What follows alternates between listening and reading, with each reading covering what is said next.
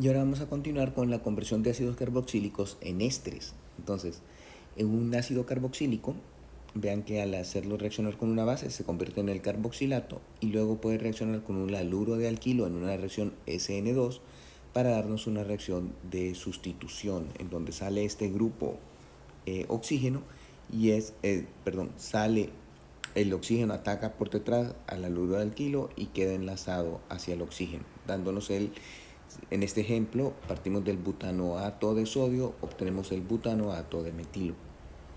En la esterificación de Fischer, la reacción es partiendo de un ácido carboxílico, lo hacemos reaccionar con un alcohol en presencia de ácido clorhídrico de un ácido y el resultado va a ser que se rompe este enlace carbono-hidroxilo y se forma el enlace con el grupo alcoxído del alcohol con que hemos hecho reaccionarlo. Entonces aquí en este ejemplo partimos del ácido mandélico y obtenemos el mandelato de etilo en un 86%. En este mecanismo, fíjense que lo que sucede inicialmente es que el oxígeno reacciona con el ácido, le cede el par de electrones al hidrógeno que sale como protón, queda enlazado al oxígeno, el cloro se lleva su par de electrones, queda como cloruro. Entonces lo que tenemos es un grupo carbonilo protonado. Esto hace que el carbono sea mucho más electrófilo y entonces el alcohol lo puede atacar. Lo ataca, se forma un enlace entre el alcohol y el carbono y al mismo tiempo el carbono deja salir su par de electrones pi hacia el oxígeno. Entonces aquí tenemos, vean que el alcohol enlazado al carbono y el grupo carbonilo que se convierte en un grupo hidroxilo. En un siguiente paso, noten que hay una translocación de este hidrógeno del alcohol hacia el grupo hidroxilo, entonces convirtiéndolo en un muy buen grupo saliente. Cuando el disolvente agua toma el hidrógeno del hidroxilo como protón, entonces este deja su par de electrones, vuelve a formar un doble enlace oxígeno y carbono, y el carbono tiene que desprenderse a un grupo del mejor grupo saliente que sería el agua, y entonces formando el producto de la sustitución y liberando el ion hidronio.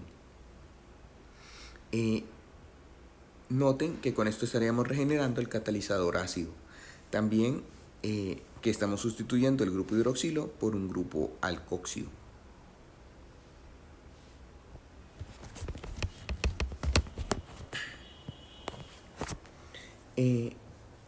Como les digo, recuerden que se rompe el enlace carbono-hidroxilo y se forma el enlace carbono-alcoxilo. De hecho, han hecho estudios para mostrar que fíjense que si nosotros añadimos el alcoxilo en donde el oxígeno está marcado, vean que es un único isótopo, entonces vemos que se rompe totalmente el enlace carbono-hidroxilo y se forma con el grupo alcoxilo. Ahora vamos a ver la conversión de los ácidos carboxílicos en alcoholes. Mediante una reducción con hidruro de litio aluminio se libera el ion hidruro que ataca el carbono y entonces inicialmente no forma un aldehído, pero el aldehído no se aísla, sino que sigue reaccionando con el hidruro para darnos un ion alcóxido que luego al protonarlo forma el alcohol. Entonces a partir de un ácido carboxílico lo que se obtiene es un alcohol primario. También podemos hacer la reducción del ácido carboxílico con borano en THF seguido por una acidificación. Entonces en este caso es una reducción más suave que permite que no reaccione el resto de la molécula. Y entonces es primer paso borano en THF, segundo el ion hidronio. El resultado es la reducción y pasamos de un carboxilo a un alcohol primario.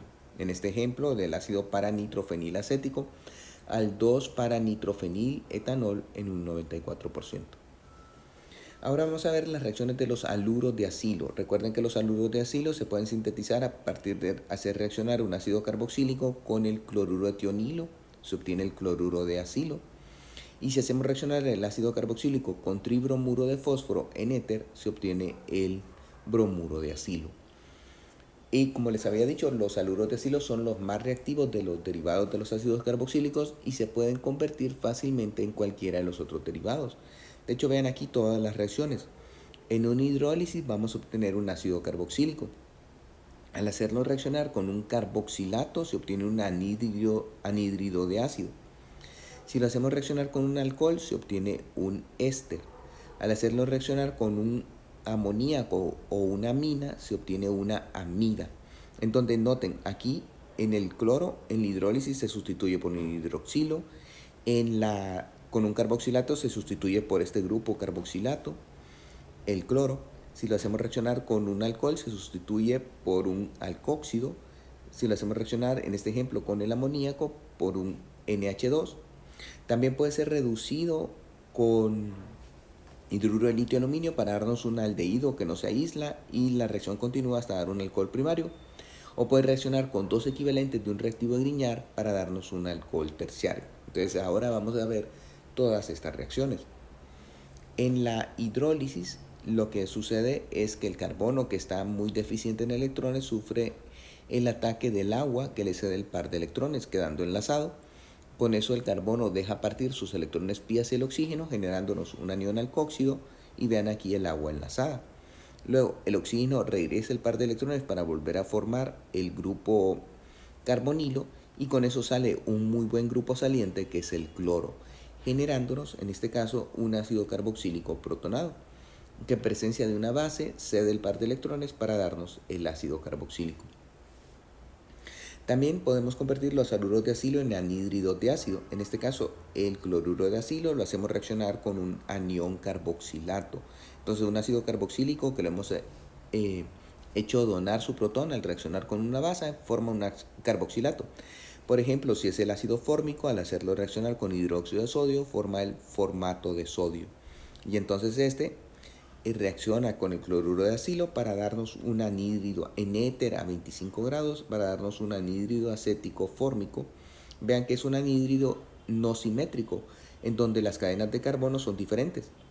La cadena de carbono del cloruro de acilo es de 2 carbonos, la cadena de carbono del carboxilato es de un carbono. Entonces nos daría un anhídrido acético fórmico. Aquí los 2 carbonos, aquí el carbono. También podemos convertir los haluros de acilo en ésteres.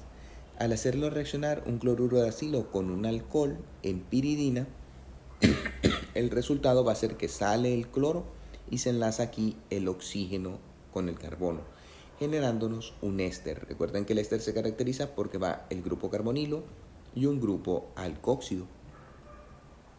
También la reacción es muy controlada por el impedimento estérico. De hecho, aquí fíjense que en este alcohol nosotros tenemos un hidroxilo enlazado a un carbono primario, a un carbono secundario, y un hidroxilo enlazado a un carbono primario. Entonces, al hacerlo reaccionar con el cloruro de acetilo, la reacción únicamente se da con el carbono primario, con el hidroxilo del carbono primario, obteniéndose, la reacción se realiza en piridina, obteniéndose únicamente este compuesto. Y el hidroxilo del carbono secundario no llega a reaccionar. También tenemos la aminólisis, que es la conversión de los haluros de acilo en amidas. Aquí el cloruro de acilo lo hacemos reaccionar con un amoníaco y el resultado es que vean que se enlaza el nitrógeno, sale el cloro, el nitrógeno pierde un enlace con el hidrógeno para poderse enlazar con el carbono y nos queda NH2. Entonces queda la 2-metilpropanamida en un 83% y se libera cloruro de amonio. En esta reacción de ejemplo de abajo, estamos haciendo reaccionar el cloruro de benzoilo con una amina secundaria. ¿Qué quiere decir la amina secundaria? Que 2 de los hidrógenos del amoníaco han sido sustituidos por cadenas de carbono, CH3,2. Entonces le hacemos reaccionar con 2 equivalentes y el resultado va a ser que el nitrógeno pierde siempre un enlace con el hidrógeno, queda enlazado con el carbono, formando la NN-dimetilbenzamida en un 92%. Recuerden que este NN lo que nos indica es que el nitrógeno está sustituido.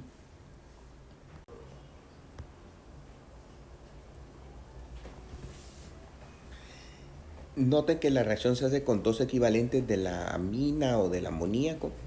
Sin embargo, si esta amina ya es con mucha estructura, o sea que tiene un precio caro, que se extraña, por ejemplo, aquí la vamos a reaccionar con la morfolina.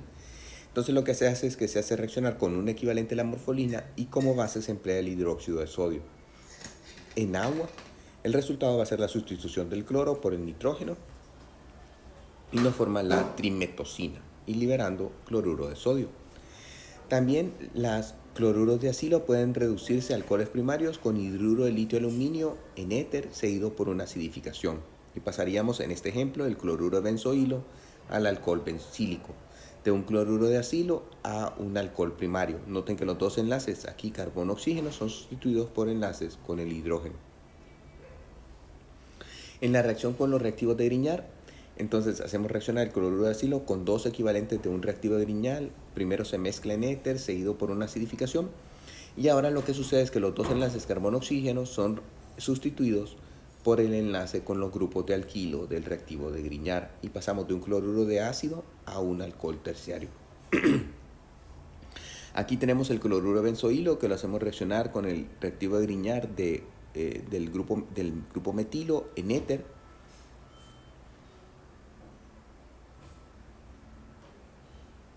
formando inicialmente una acetona que continúa reaccionando para darnos el 2-fenil-2-propanol, el alcohol terciario, en un 92%. Pero la acetona no se puede aislar, únicamente se pasa por ella, pero inmediatamente vuelve a reaccionar con el reactivo de Grignard para darnos el alcohol terciario.